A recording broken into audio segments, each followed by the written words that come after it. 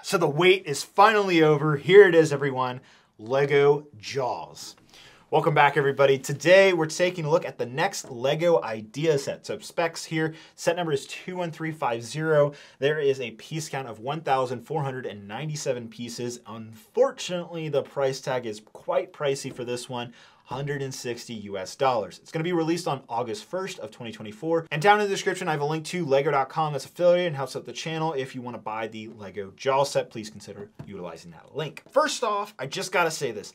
Damn, Lego, like, holy cow, this thing looks so good. Not only does it look fantastic, but it is far exceeded my expectations of what a Lego Jaws set could look like. It does actually look fairly similar to the original fan submission on Lego Ideas, and I think that's a good thing. Lego has scaled it down a little bit, but what they have done in terms of adding parts is they've added this full base here. In fact, this is the kind of diorama border that we see on other Lego sets. So if you're a fan, you know this border. It's kind of iconic at this point between the Jurassic Park sets, the Star Wars sets, heck, even Indiana Jones, all of which had Steven Spielberg involvement. And now we have the Lego Jaws set. How funny. Now, with that said, it's more than just a diorama. The shark here, it's a 2-in-1.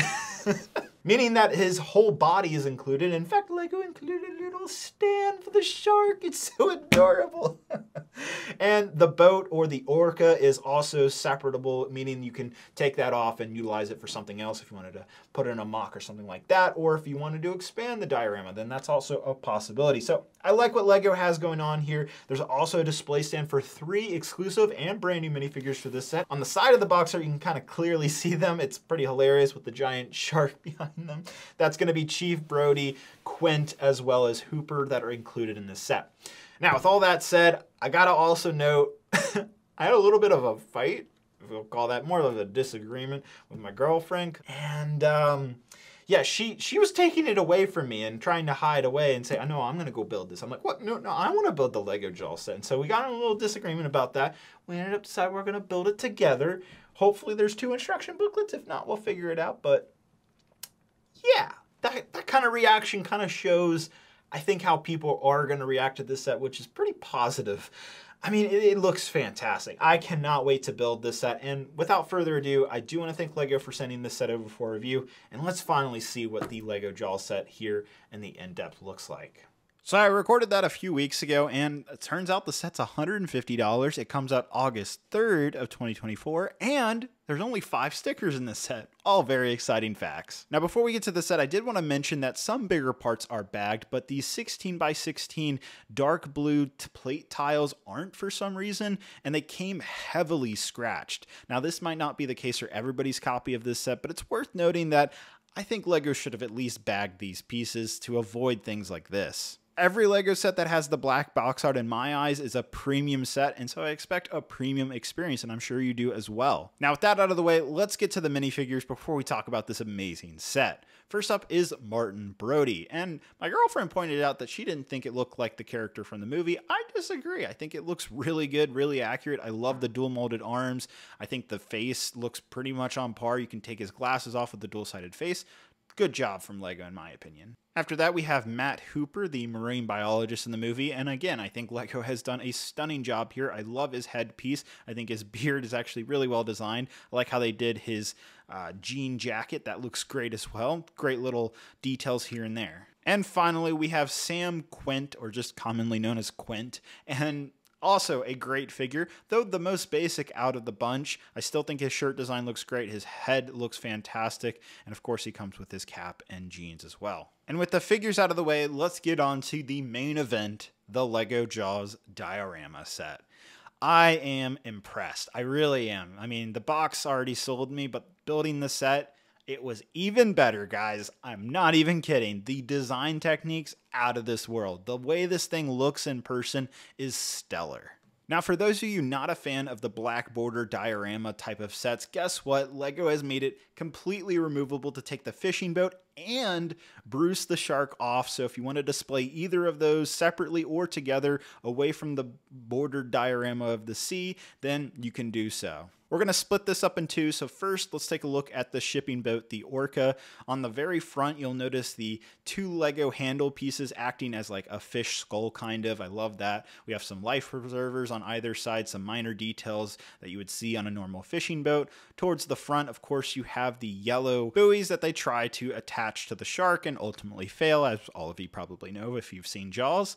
And we also have a little harpoon for Quint to shoot those out there. That's very cool. Nice reenactment from the scene. And if we're taking a closer look at the design of the fishing boat, you'll see at the very front here we're utilizing some Star Wars droid arms. We have this kind of looped piece around it. It works really well in that medium nougat color. And then it's also worth noting that the entire front half of the fishing boat is completely built upside down. That really threw my mind for a whirl, quite literally. I was very blown away that this design actually works, and it looks seamless. Like one side is traditional stacking Lego bricks, the other completely upside down. Absolutely mind-boggling techniques utilizing this set. It's not the first set to do that, but it's implemented so well, and I was so impressed. Now, taking a step back from the Orca, you can see that Lego is utilizing some string pieces, and in fact, I believe this is an all-new element. This is a ball joint molded to a string piece, but on the opposite end, it's just a normal string that you tie to a Lego piece. It's not a ball joint on either side. A very odd piece, and I have to say the execution here of the string isn't the greatest. It does tend to want to fall off, and it's very hard to get just the right amount of tension without bending the actual Technic pole pieces. Moving on to details, we have a ladder that goes up to the upper half of the vessel, and you'll notice we have a little control panel, a little steering wheel, and then of course a little light on the top, and this can fit at least 2 minifigures, 3 if you're being really careful. Behind this section, we have a little outrigger that swings back and forth about a 45-degree angle. It's very fun to play around with. I really like that detail. Towards the bottom, we have a life vest, I believe. We have some oxygen tanks, and then we even have what I believe to be some cage pieces, or really door pieces, but they're maybe representing the cage that we see in the movie. We also have a very classic style fisherman chair, though I will admit I don't like this design because there's no actual clutch power to have the minifigure sit there. There's no actual studs that connect, which kind of bothers me. And then we of course have the little chum bucket for Bruce, and then finally making our way inside the vessel, you'll notice that it's a very, very cramped interior, though highly detailed. I'm honestly surprised what the Lego designers were able to do with such a small available area. Jaws fans will absolutely recognize a lot of these little Easter eggs here throughout this very tiny cabin, and lots of nice details that you would see a fisherman have as well.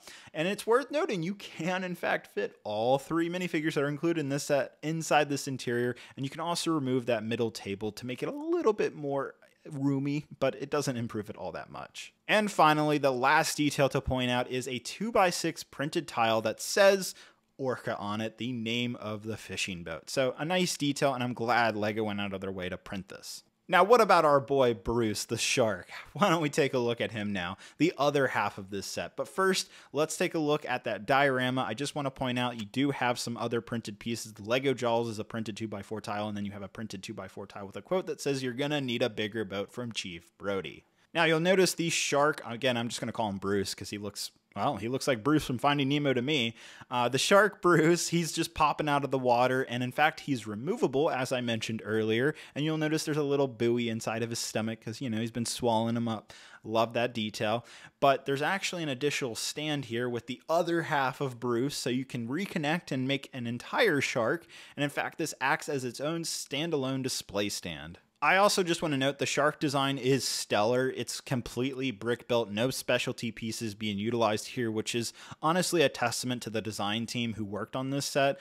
I am very impressed with pretty much every aspect of the shark, and the fact that it separates into 2 is even more impressive. Plus, I love that eye. Beneath the shark, there's another 2x4 Lego Jaws tile, and this is an area that you can display all 3 of the minifigures included in this set, so you have different display options, which I particularly love in these type of sets. As for the design of the diorama itself, it's fairly simple, just a lot of wedge pieces, both in dark blue and white, just in combination to give a nice effect. I kind of wish there was some translucent pieces, but it still works for what LEGO's trying to do. I was also fairly impressed that both the boat and the shark completely stay in place when you're picking up the very base of the diorama, so if you need to move it around, you don't have to fear that it's going to split in two or something's going to fall off. Obviously, you don't want to flip it upside down, but still, I was impressed given the fact that both the shark and the boat can be separable from the set. Now, I will admit, it's a little weird to have the half tail just kind of chilling by if you're not actually utilizing it. Finally, let's take a look at some other diorama sets to give you guys an idea of scale. First off, I have the Death Star 2 Final Battle Duel. And I gotta say, this $100 set compared to the $150 Jaws set, well, I mean, the sizing kind of speaks for itself. The Jaws set is big. In fact, it matches almost the exact same dimensions as the Indiana Jones Temple diorama from Raiders of the Lost Ark. Funny enough, both of these sets are for Steven Spielberg's movies. They actually came out around the same time too. Jaws came first, Raiders came second, and I'm going to be honest, I think the Raiders set is slightly better. It's just got more functionality, more printed pieces. These two sets have same amount of minifigures and pretty similar piece counts. They're exactly the same price, both $150, about the same scale. But I prefer Indiana Jones, but I am biased because I absolutely love that franchise to death. So in my opinion, if you're choosing between these two sets, go with Raiders. That's the better one, but the Jaws Lego set is really a runner-up as one of the best Lego dioramas ever made. I think it's fantastic. It might not be for everybody, but I am truly impressed with the techniques, the overall look, the execution, the minifigures. It's all there and for a reasonable price. So it is reassuring to say that the set is now $150, not the rumored $160, $10 less, which isn't that much money, but it does help because at $150, I can recommend this set. I think this is a really, really good diorama. This is beautifully built. The techniques are out of this world good. The shark is fantastic. The minifigures are perfect. I have no complaints with this set. Some people might be bothered that the ship kind of comes off the black border. I like that. It kind of adds a three-dimensionality to these like black border dioramas that we get from Star Wars. We've gotten in Jurassic Park form, Indiana Jones, other themes. I like this. It does feel like $150. You know, you have to consider the license. It's a Jaws set, the first of its kind. Very iconic to pretty much everybody. I feel like it's worth it. I really do. This is a fun one. I had a blast putting this thing together. I think the final result is one of the best Lego ideas set of 2024. Maybe I'm praising it a little too high. I think at $150, that does seem appropriate. I don't see this set going on sale. I think there is a lot of people that is going to be interested in this one for some time. Obviously, in a perfect world, I would love for this set to be $120, $130. But even at $150, I think you can spend that extra money and be very happy with this one. This is a collector's-oriented set for all Jaws fans out there. The shark's awesome. I get giddy every time I see this. I've had family come over and they immediately look at this and they're like, wow. That is an awesome Lego set. And I'm like, yep. If it can do that, if a Lego set can do that, then you've got a good one on your hands. And that's how I feel about the Lego Jaws set. Well, let me know what you guys think down in the comments below. Is it too high of a price? Are you going to be picking this one up? Don't forget there is a link down in the description to lego.com. It's affiliate and helps with the channel if you guys want to pick this one up come August 1st. I do want to thank Lego for sending this set over for review. What a great one. Hope you guys have a great, wonderful day, and I'll see you guys later. Bye-bye.